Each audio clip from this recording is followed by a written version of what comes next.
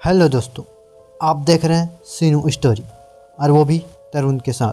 तो चलिए ले चलते हैं अपनी डरावनी कहानी की ओर। तो दोस्तों, एक बार की बात है जब मैं अपने गांव गया हुआ था।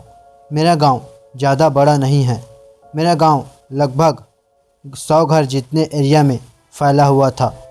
उस गांव में ज़्यादा आधुनिक सुविधाएं नहीं होती थी और मेरे गांव में बिजली वगैरह भी नहीं थी।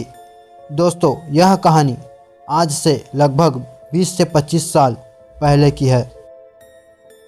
हमारे गांव में लोग जल्दी उठ जाया करते थे और अपने खेतों की तरफ निकल जाते थे।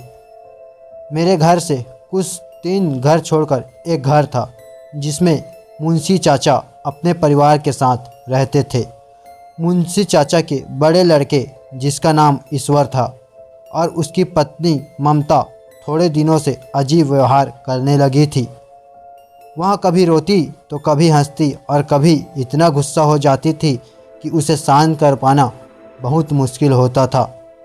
वह अपने परिवार वालों को बहुत गंदी गंदी गालियाँ देती थी और बोलती थी कि मैं इसे नहीं छोड़ूंगी, मैं इसे नहीं छोड़ूंगी। दोस्तों, यह कहानी बहुत साल पहले की है।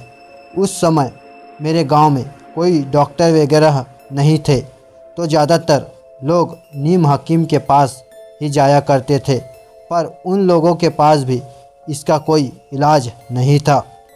दिन प्रतिदिन ममता की हालत बिगड़ती हुई गई और ममता की एक बेटी भी थी, लज्जो, जो करीब 8 साल की थी। ममता को हमेशा कहा करती थी कि मैं इसे नहीं छोड़ूंगी। मेरा मतलब ममता नहीं, उस पर सवार कोई ताकत थी जो ऐसा बोला करती थी। अब गांव के सभी लोग समझ गए थे कि यह कोई बीमारी नहीं बल्कि इसके ऊपर किसी का साया है और यह साया इसके साथ इसके बेटी को भी ले जाएगा। और ऐसा ही कुछ एक दिन सुबह ममता ने ज़ोर ज़ोर से चिल्लाने लगी। वह कह रही थी कि मुझे बचाओ, मुझे बचाओ, यह मुझे अपने साथ ले जाएगी, मुझे नहीं मरना है। और थोड़ी देर बाद उसकी मौत हो गई। कोई नहीं समझ पाया कि क्या हुआ और कैसे हुआ, पर सभी लोग यह सोचकर परेशान थे कि अब इसकी बेटी का क्या होगा। कुछ दिनों बाद उसकी बेटी की भी तबीयत अचानक से खराब हो गई और उसका शरीर गर्म हो गया और वह ऐसी हरकतें करने लगी जैसे ममता करती थी। उस गांव में उस समय एक बाबा आए हुए थे। या यूँ कहें कि साक्षात भगवान बाबा बन के आए हैं। लज्जो के लिए उस लड़की को बाबा के पास लेकर गए। बाबा ने कुछ मंत्र बोले और एक रुद्राक्ष की माला उसके गले में डाल दी और कहा, इसे कल लेके आना। घर पर जाते ही उसकी तबीयत में सुधार आने लगा, वह नॉर्मल होने लगी। अगले दिन फिर ले गए बाबा के पास।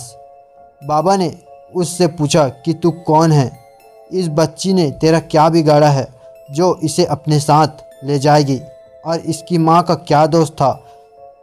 अब लज्जो एक औरत की आवाज़ में बोलने लगी। औरत नहीं, ऐसी भयंकर आवाज़ तो एक चुड़ैल की ही हो सकती है। मेरा नाम कुंडी है और मैं पास के जंगल में रहती हूँ। पास के जंगल में मेरा एक बहुत बड़ा बरगद का पेड़ है जिस पर मैं रहती हूँ। इस लड़की की माँ ने वहाँ पर पेशाब किया था और इस बात से मुझे बहुत गुस्सा आया था और मैं इनकी माँ पर चढ़ गई। बाबा ने पूछा कि इसमें इस बच्ची का क्या दोष है। तूने बदला लेना था तो इसकी माँ से वहाँ तूने बदला ले लिया। अब इस बच्ची को क्यों तुम अपने साथ ले जाना चाहती हो। उस चुड़ैल ने कहा, मुझे यह बच्ची बहुत पसंद आई है और मैं इसे अपने साथ ले जाना चाहती हूँ, चाहे तुम कुछ भी कर लो। फिर बाबा ने कहा, इसे ले जाके तो देख। फिर बाबा ने कुछ मंत्र पढ़े और अपनी झोली से एक किताब निकालकर उसे पढ़ने लगे।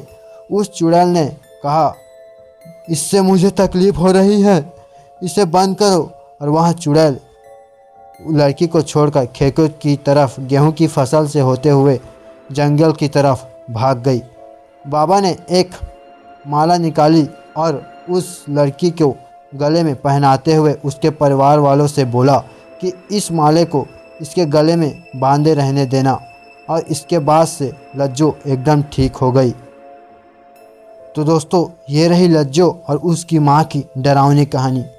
तो दोस्तों, चलते हैं अगली कहानी की ओर।